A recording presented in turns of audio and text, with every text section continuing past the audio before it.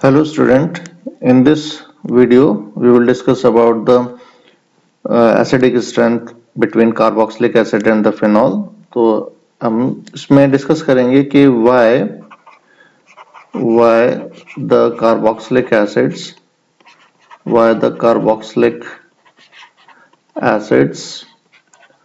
are stronger acids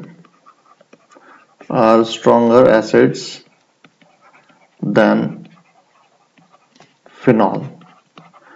जो आज हमारा टॉपिक रहेगा वो हमें डिस्कस करना है कि जो कार्बोक्सिलिक एसिड्स हैं वो स्ट्रॉन्गर एसिड क्यों हैं as compare to the phenol. तो इसमें हम जो बात करेंगे वो करेंगे बेंजोइक एसिड की।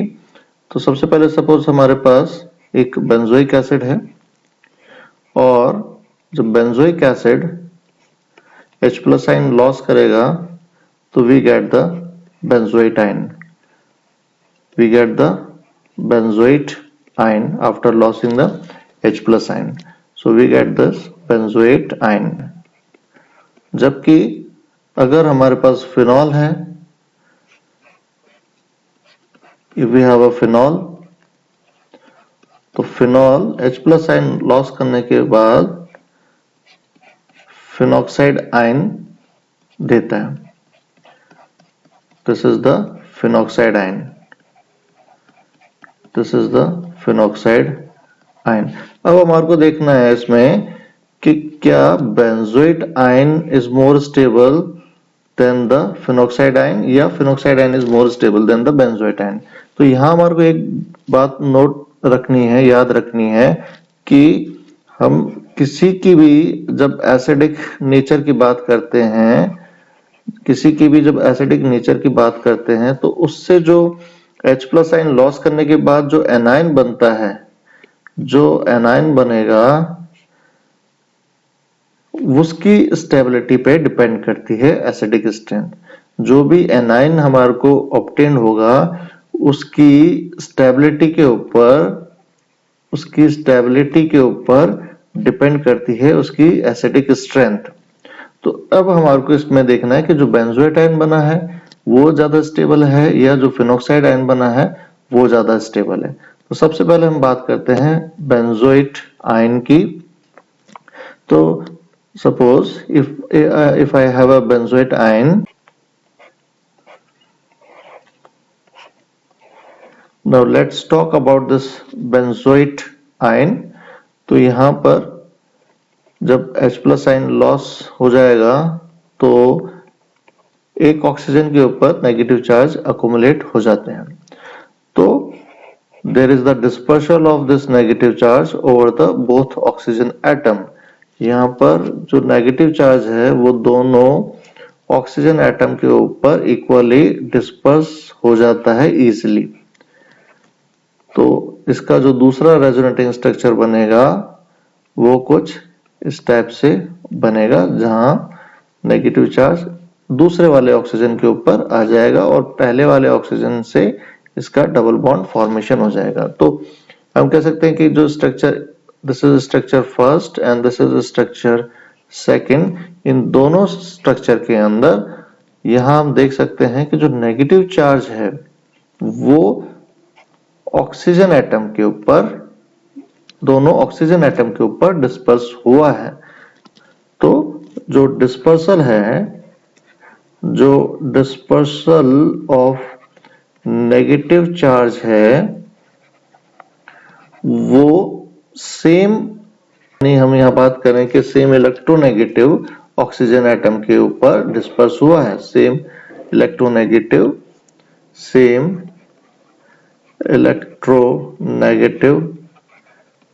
ऑक्सीजन एटम के ऊपर डिस्पर्स हुआ है। तो इससे इन दोनों का अगर हम देखें तो एक रेजोनेटिंग स्ट्रक्चर, एक कंबाइंड रेजोनेटिंग स्ट्रक्चर इन दोनों का we can draw like this, जिसमें कि हम ये शो कर सकते हैं कि negative charge is disperse over the both oxygen atom. जो नेगेटिव चार्ज है वो दोनों ऑक्सीजन एटम के ऊपर डिस्पर्स हुआ है।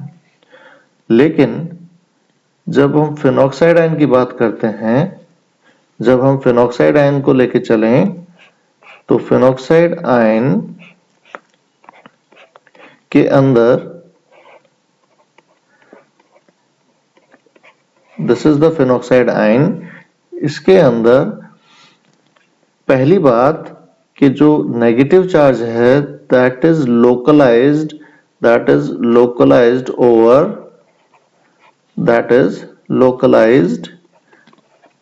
ओवर ऑक्सीजन एटम ओनली, वो उसी के ऊपर लोकलाइज्ड है।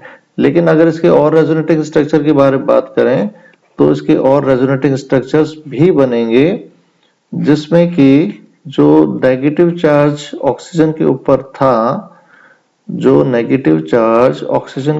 था, now that is disperse over the phenyl ring, ये फिनाइल रिंग के ऊपर भी डिस्पर्स होगा।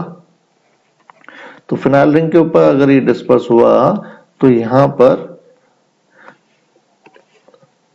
यहाँ पर ऑक्सीजन और फिनाइल रिंग के बीच में डबल बॉन्ड आ जाएगा और नेगेटिव चार्ज फिनाइल रिंग के एक कार्बन के ऊपर डिस्पर्स हो जाएंगे और ऐसे ही इसके बाकी सारे रेजोनेटिंग स्ट्रक्चर्स इसमें बन जाएंगे जब इसका जो नेगेटिव चार्ज है वो सारी रिंग के ऊपर डीलोकलाइज हो जाएगा। तो यहाँ हम देख सकते हैं इसके अलग अलग रेजोनेटिंग स्ट्रक्चर बन जाएंगे जिसमें कि जो इलेक्ट्रॉन्स का है वो डीलोकलाइजेशन कुछ स्टेप से हो जाएगा और फाइनली इसका जो फिनॉक्साइड आयन अगेन बन जाएगा जिसमें कि नेगेटिव चार्ज वापस ऑक्सीजन के ऊपर अकुमुलेट हो जाएगा। तो इन सभी स्ट्रक्चर्स में अगर मैं इनको नाम दूं तो suppose this is first A, this is second A, this is third A, this is fourth A.